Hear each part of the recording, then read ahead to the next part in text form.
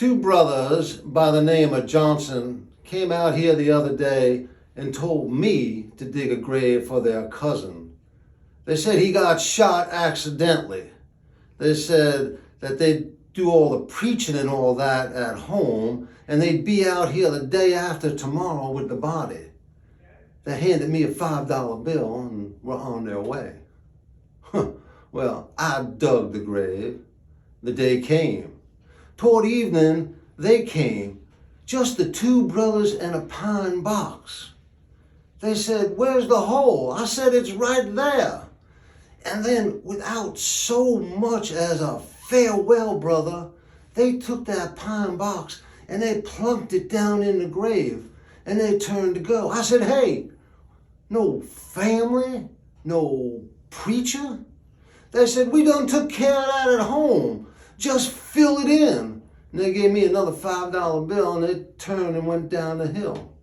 Well, that's downright peculiar, I thought. But it ain't no concern of mine what kind of ceremony or lack of one that somebody has. It just ain't none of my business.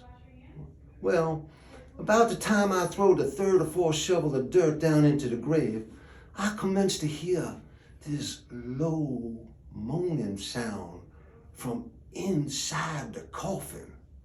Now, I don't scare easily, but that sound made the hair on the back of my neck stand. I figured I'd better take a look. So I get my pry bar, and just as I'm leaning down into the grave, the lid of that coffin slid open, and out burst this hairy, bloody man.